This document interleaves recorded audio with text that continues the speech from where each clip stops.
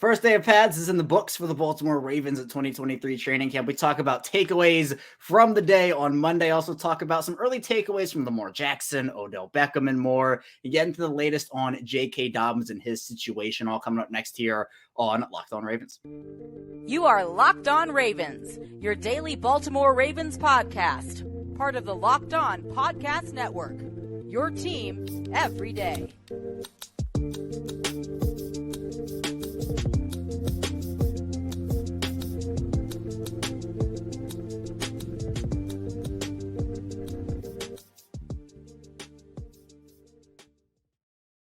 Welcome in here to another edition of Locked On Ravens. We're your daily Baltimore Ravens podcast, and I'm your host, Kevin Ostraker of Ravens Wire here on the Locked On Podcast Network, your team every day. As always, thank you so much for being here today on this first day of August, making us your first listen each and every day. Free and available as always, no money involved, all podcasting platforms, including in video form on YouTube. And here with me today for this Taco Tuesday is our Taco Tuesday guest. It is Spencer Schultz of the Jumbo Set, Exit 52. Spencer's got a nice new project now, of course, with Jake Luke, the what do you want to call it, Spencer? The resurrection of the Baltimore Beatdown podcast, just under a different name. I mean, the boys are back talking football. I'm excited for you both to be able to do it again.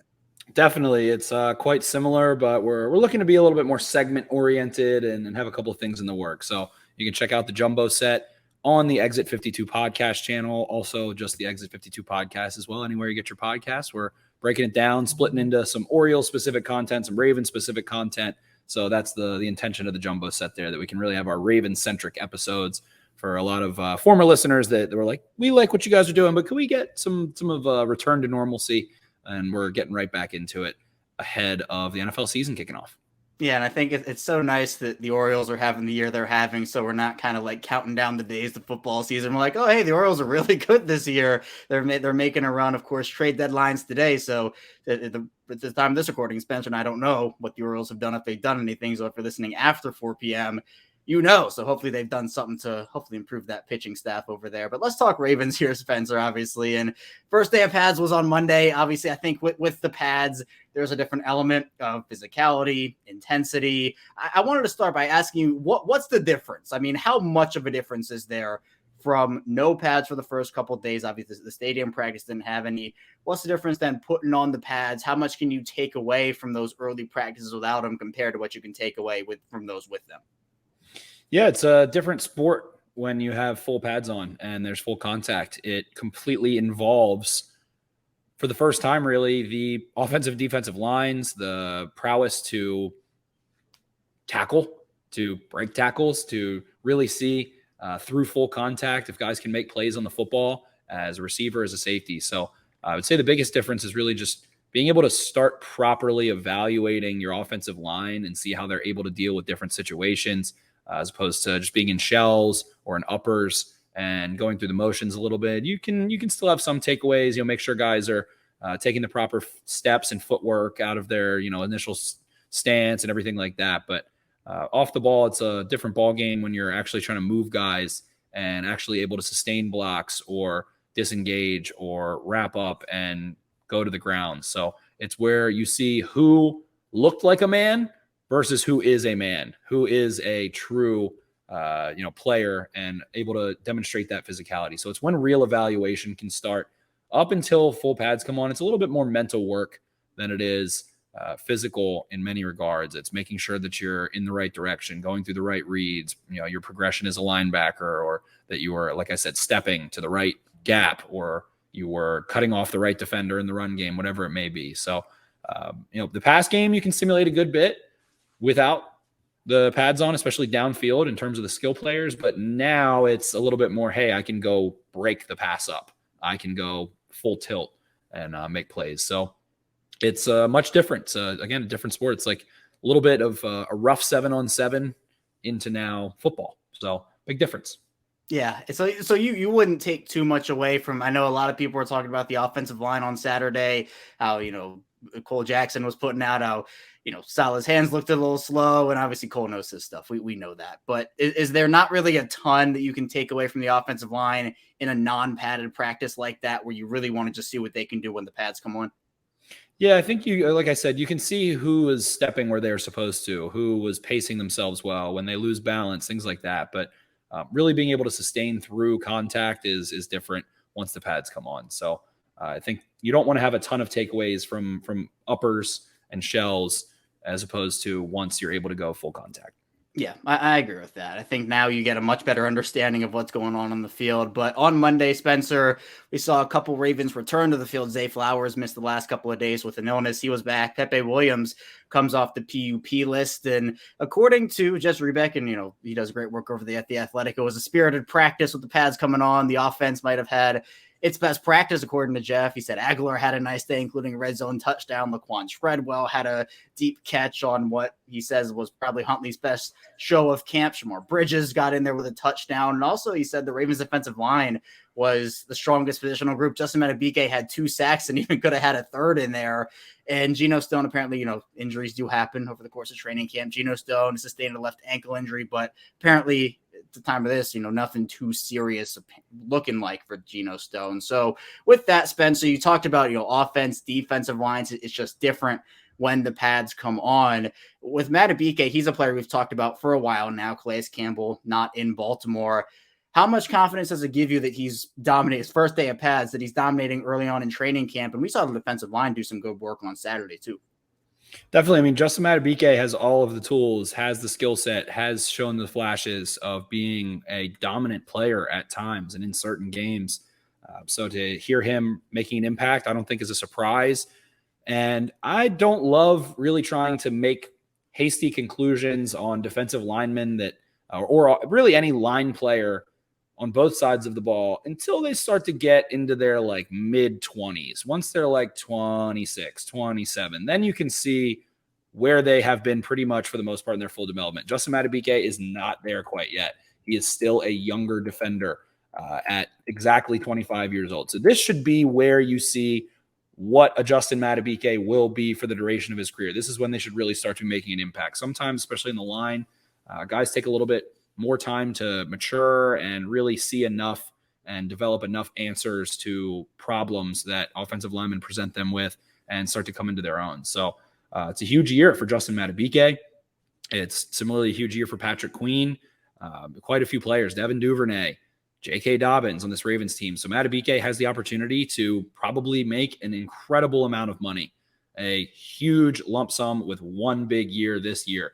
If he can go put 50-plus pressures on, start 15-plus games, go, get, let's say, 8, 9 sacks, whatever it may be, even 7, he will get paid quite handsomely. And when I say quite handsomely, I think at least a $10 million, upwards of $12, $13 million a year contract. If he can go have a big year, if he can have a Pro Bowl, all-pro consideration caliber defensive line year as a 3-tech, he will get a huge sum of money. I've compared him time stylistically and in body type to Aaron Donald, and we have seen some flashes. He does things that only a handful of guys in the world can do. He can cross chop off of his first step off the ball as a 3-tech or a 1-tech, leave his feet and knife through a gap.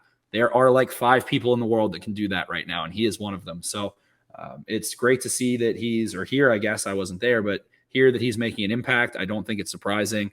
And the Ravens need him really badly to be an impact player because their pass rush is a youthful group that is inexperienced. You look at, Brent Urban and Michael Pierce, guys that aren't prolific pass rushers as the kind of veterans of this group. Tyus Bowser of the outside linebackers, he's banged up right now. He's on the NFI list. So Madubuike, who has 3 years of a solid amount of reps and snaps, especially last year under his belt, is needed. They need a Pro Bowl year out of Justin Madubuike. And like I said, if he can go to that level this year, provide consistency, have a great month instead of a great game, and then kind of not maybe make as big of an impact as he does some games as others. I think he's a great run defender consistently, but if he can go have a huge month or 2 rushing the passer, it will make the Ravens a much more dominant defense. So a lot before him and a lot of opportunity. The floor is his to go do whatever he can. And like I said, I wouldn't be shocked if we see him get a 3-year, $50 million deal in free agency or by the Ravens next year with the talent that he has, the flashes we've seen, and how practical it would be for a Ravens front 7 rookie contract player to go forth and go get paid a bunch of money after a big year in their 4th year. It feels like we've kind of seen him add things to his game and refine his game over the course of his career. Not that necessarily like he's had these 10 sack seasons every year, but I think we've seen him, I think, get better. But now's the true breakout opportunity for him. I kind of pegged him as like, the breakout guy 2 years ago, the breakout guy last year, but this is really the breakout opportunity. And then there are the other ones, Broderick Washington, who I think also is a free. I don't know what in the world it's going to look like next year because there's so many guys. The futures are so up in the air. I feel like only Travis Jones is the one guy who can say, oh, he'll probably be there next year. But Matabike and Washington, free agents. I think Pierce said he might retire at the end of his contract, and Brent Urban a 1-year deal too. So we'll see, but I'm excited for Matabike. I think this is a huge opportunity for him. And you're right, Spencer. I think if he has a breakout season, some team will pay him, whether it's Baltimore or somewhere else. So they'll pay him a big sum of money there. But coming up in the second part of the show, look a bit at early player takeaways from some of the stars on the Ravens. We'll talk about Lamar Jackson, Odell Beckham Jr., and more coming up next on Locked On Ravens. But first, this episode is brought to you by eBay Motors, and I'm a big fantasy guy. I'm super excited. I'll plug the Locked On Ravens fantasy leagues again, where I'm in every league, actually. We do. I did about 10 last year. It might have been a little less, but we've had plenty of people join them, and it's really exciting. And our partners at eBay Motors have teamed up with Locked On Fantasy Football host Vinny Iyer to bring you some of the best fantasy picks each week, all season long. So whether you're prepping for a Locked On Ravens draft, I'll put that tweet out that, asking people if they want to join probably in the next week or two. Or if you're scouting the waiver wire, every week we'll be providing you with the players that are guaranteed to fit on your roster. So a draft prep underway for the upcoming season. Let's see who Vinny's picked up for us on this week's eBay's Guaranteed Fit Fantasy Picks of the Week. And if you're looking to park an elite running back in your fantasy football garage, at the top half dozen options of the position, and they've been taken off the lot, maybe you can still find a sleek ride in Tony Pollard, now the unquestioned feature back in the Cowboys offense after his breakout 2022 season. Obviously, without Ezekiel Elliott there, Pollard's speed and acceleration will allow him to dominate key touches in a strong rushing attack. And again, Vinny Iyer from Locked On Fantasy Football is going to help you win your fantasy championship, and eBay Motors knows the championship team is about each player being a perfect fit. That's the same with your vehicle. With eBay Guaranteed Fit in over 122 million parts and accessories to your vehicle right at your fingertips, you can make sure your ride stays running smoothly. They have air filters, brakes, batteries, tail lights, alternators, shocks, struts, you name it, eBay Motors has it, and they'll make sure it's the right fit for your car because eBay Guaranteed Fit helps you understand exactly what parts you need for your vehicle the first time. So go forth, switch gears, crank the AC, and think about it sweating if your ride needs a little fixing up, because now you know you'll always be set up for success from the get-go. With eBay Guaranteed Fit, everything your vehicle is calling for is just a click away. With the parts and accessories that fit your vehicles, look for the green check, get the right parts, right fit, and the right prices at ebaymotors.com. Let's ride. eBay Guaranteed Fit, only available to U.S. customers. Eligible items only, exclusions apply. We're back here, our second segment, Locked On Ravens. Kevin Oshchecker still here with Spencer Schultz. And Spencer, I know it's early on, training camp is super, well, it's honestly exciting for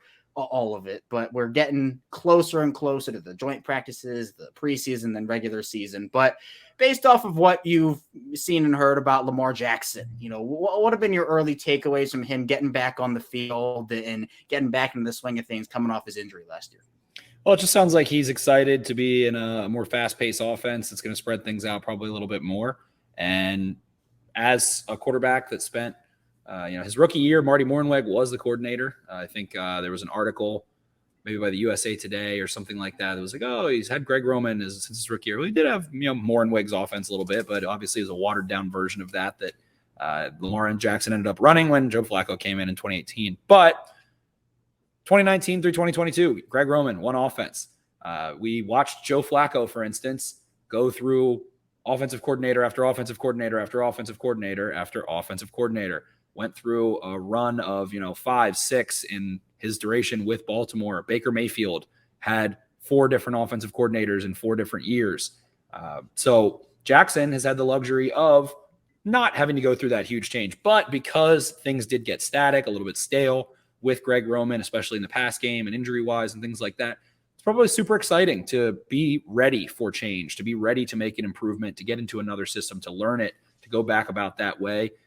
Gives you an opportunity to go kind of back to school, so to speak, where you can go learn again, learn some new terminology, see a different perspective or look at things through a different prism, and ultimately end up with different answers to different problems that defenses pose. So major emphasis is going to be him getting to the line quicker, having more time to read the defense and take control of the offense in that category, as opposed to trying to make the defense beat you and kind of run it down their throat. And, you're going to have to stop us. It's going to be a more cerebral type of offense for Jackson. So with that control, I'm sure he's super excited, and kind of sounds like that's the main theme is going to be making this the kind of offense like Josh Allen has in Buffalo, where he's able to call the shots, he's able to make a ton of changes and have enough time to do so. So I would expect that to be something that gets Lamar Jackson excited, like I said. So, I'm sure he's going to have a similar performance in camp, or, he's 21 for 33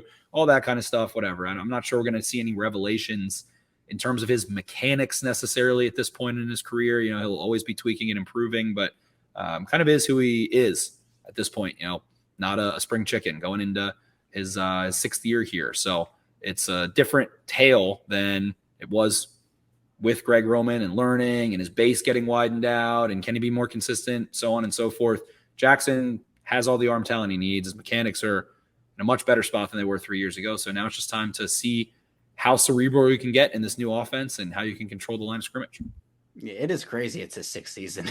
It feels like yesterday he was getting drafted up there saying he's going to bring a Super Bowl back to Baltimore. But to your point about the offense, obviously it's a new system with Todd Monken in there. And Jonas Schaefer, who does great work over the Baltimore Banner, said that, practice yesterday in pads, the defense dominated in pads. He said there wasn't a lot of running lanes up front, not a lot given up downfield. So I know some people I've seen Spencer already starting to panic about the offense a little bit. Oh, well, they're not up to speed yet. But I'm trying to tell people it's going to be a learning experience for all these guys. It's a new system. They have to implement it. Everybody has to get familiar.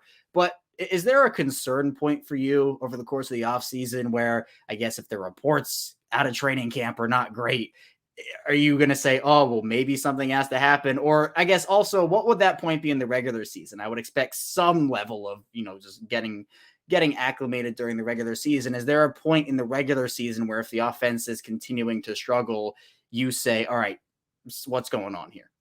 Yeah, I'd say probably after about 4 or 5 games during the regular season, but training camp, I don't think is easy to necessarily dissect and say the offense is struggling because you aren't aware of what their objective is without being on the coaching staff. It's hard to look and say, oh, they weren't as productive in this or that or this or that. Again, there's no box score for training camp that matters. The only one that happens is on game tape. And with that, you have to be able to let a little bit of patience grow until wins aren't being stacked in the regular season. And I feel like typically with competent offensive coordinators, when they have their first year on a new team, especially in a situation where there's not a ton of game tape that would be relevant on Todd Monken and how he's going to translate this offense, the Ravens offense is probably going to be an advantage when they start the regular season, very much so.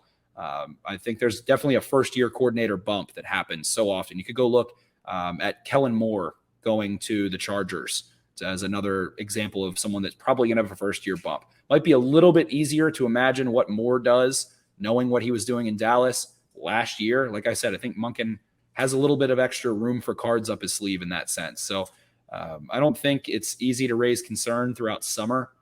Based on practices, especially the Ravens defense is known to beat up on the Ravens offense over the last 25 years. They have always done it. You can go check out Jake Luke talking about the Ravens 2006 season in his series, detailing that on Exit 52. The Ravens defense usually beats up on the Ravens offense. The Ravens defense has Roquan Smith and Marlon Humphrey and Kyle Hamilton and Marcus Williams. They have a pretty daring defensive coordinator who is not in year 1. He's in year 2 and has been a part of the Ravens organization for a decade, minus 1 year. So I would say the Ravens defense is going to be in an advantage in many ways.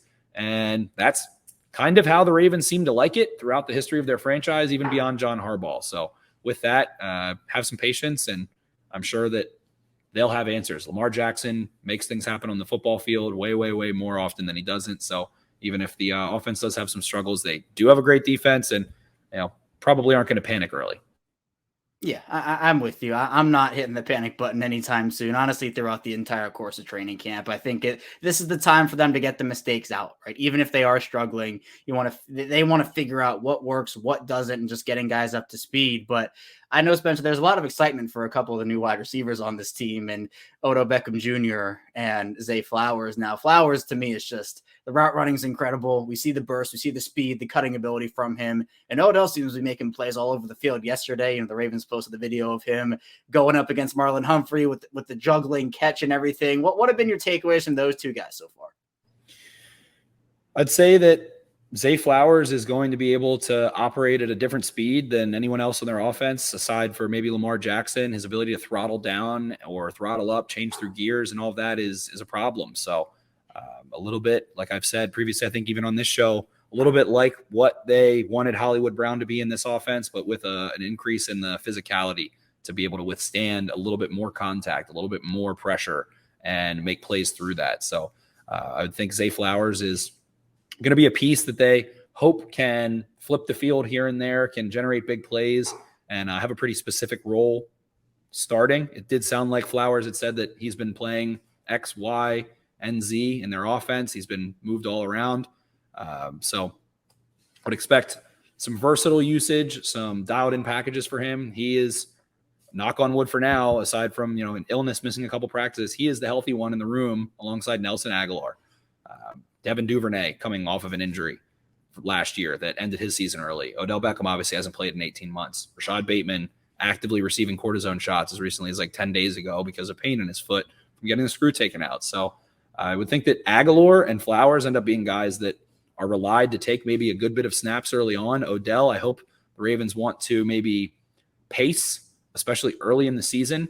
As someone who's older and someone who has had significant injuries, it might be a little tough to hold him back, but that's kind of a coaching staff's job to hold their guys back and make sure that they are peaking at the right time. And Odell just looks like a route running savant, a veteran. He's crafty.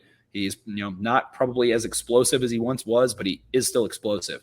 So I would expect Odell to be their high leverage veteran that they rely on in late game third downs, things of that nature. And Zay Flowers to be someone who, can take some punishment, and you can put the football in his hands on screens or handoffs and things of that nature to go hopefully push and press a defense in that vertical and horizontal field stretching capacity we saw him do at Boston College.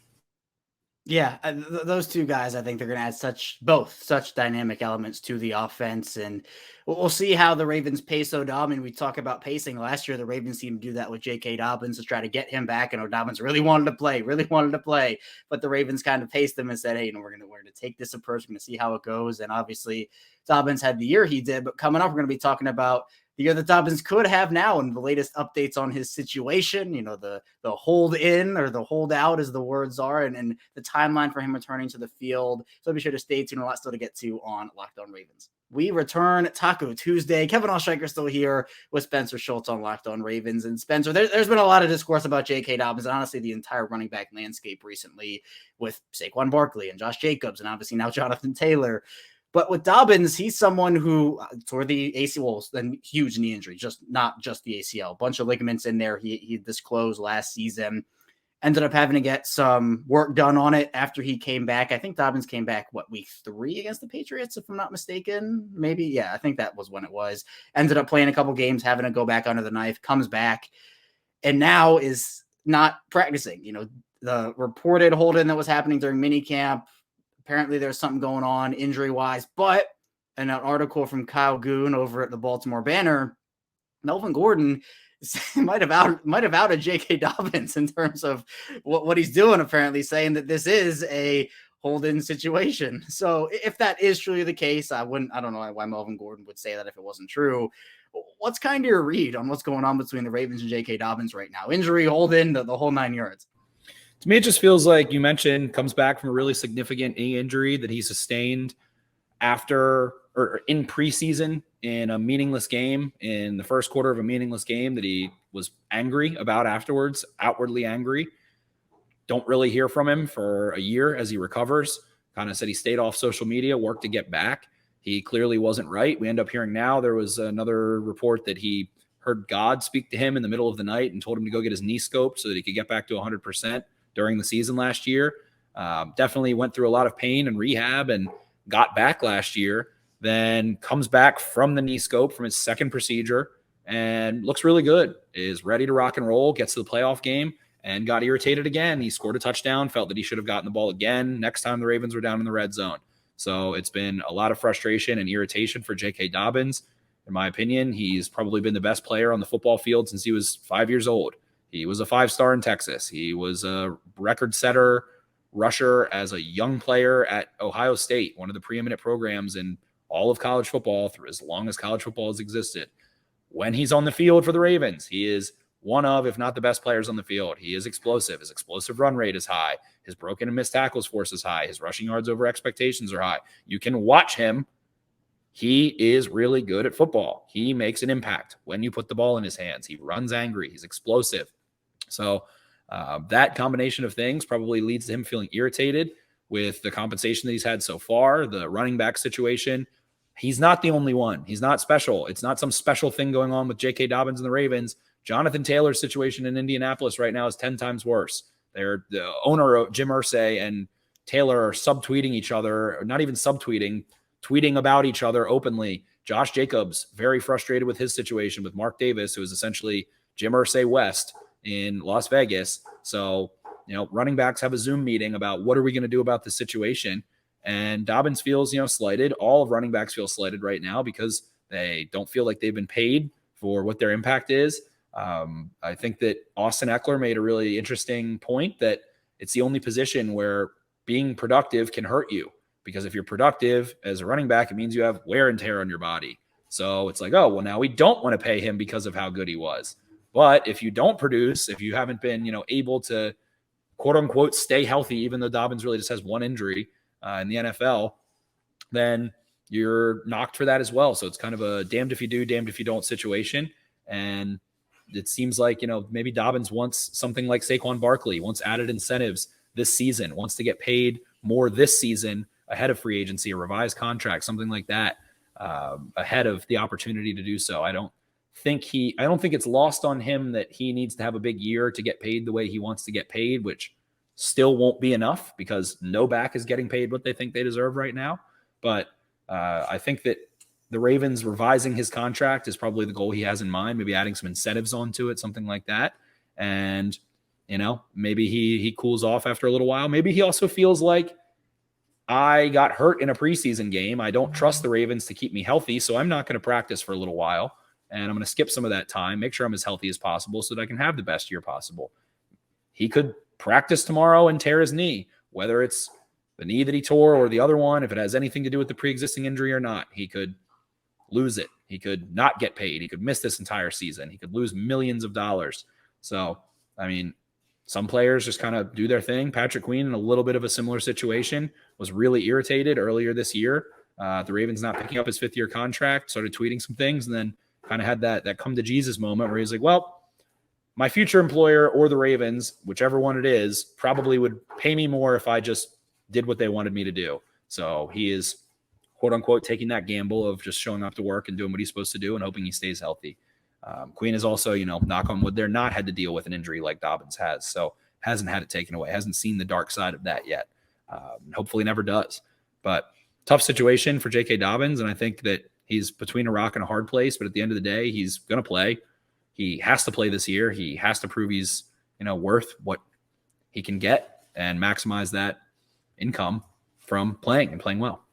Yeah, I'm with you. And the exact quote from Melvin Gordon said, I didn't even know he's sitting out, but JK is sitting out. They're not even making a big headline out of it unless you're in Indy, I guess. And they got other players sitting out. I didn't even know JK was sitting out until I came here. So that right, another angle to this whole thing. But let's quickly talk about Jonathan Taylor, Spencer. There have been some people saying, oh, well, Jonathan Taylor's out there. Why don't the Ravens and Colts just do a Jonathan Taylor for JK Dobbins swap and everything is solved? But my thing is, I don't think that solves a lot. Both guys still want to get paid. I'm not sure the owners would want to pay the running backs what they want. Would you say yes or no to a Jonathan Taylor for J.K. Dobbins swap at this point? Sure. It doesn't really matter. I don't think, they're both really good backs that are explosive, and you might want to say Taylor's more proven. I am of the camp that Dobbins is as capable as most running backs, almost all running backs in the NFL, especially out of the backfield as a runner. So both going through injuries. I think that if Dobbins had enough good fortune to have a healthy second season like Taylor did, then he's probably sitting in a super similar boat to Taylor, more so, especially in the school of thought of the common fan. So I don't know that does anything for the Ravens or the Colts necessarily. I don't think J.K. Dobbins would be a big fan of getting traded there right now. It might be a little bit of a win more so for Jonathan Taylor. So probably nothing like that will happen, but it's an interesting school of experiment. Yeah, I'm totally fine just sticking with J.K. Dobbins if I'm the Ravens. I think he's proven, as you talked about, Spencer, when he's on the field, he's a very good football player. And I think that the Ravens benefit whenever he's out there. And I want to see him catch passes out of the backfield, too, from Lamar. I think that's an added aspect that I'm looking forward to seeing this season, assuming he's on the field in week 1. But that's all I have, Spencer. I appreciate you hopping on with me. Please, again, tell people what you're working on over at the Jumbo Set and Exit 52 so they can find your work. Definitely covering the Orioles, covering the Ravens, covering all things football, all things ball in general. You can find us anywhere you get your podcast, the exit52podcast.com. And like I said, in all RSS feeds, you can search Exit 52 Podcast and it'll come up. You can check out the Jumbo Set, which is Raven specific. If you want to get into a little bit more Orioles, Maryland, everything of the sort, you can just check out the regular Exit 52 podcast and we'll be breaking it on down as the Orioles continue to push on and the Ravens season gets fired up. Thank you so much for having me on. I'll talk to you guys soon. A huge shout out, as always, to Spencer for hopping on talking Ravens. Be sure to follow his work over at the Jumbo Set, Exit 52. He does great stuff. It'll all be in the description below. But that's all I have for you here today on Locked On Ravens. Thank you so much for tuning in today, whether you're an everyday or a first-time listener or somewhere in the middle, audio or video form. I appreciate everybody. When we get back here tomorrow, of course, it's more Ravens content from us. So be sure to stay tuned for that. I'll see you right back here tomorrow on Locked On Ravens.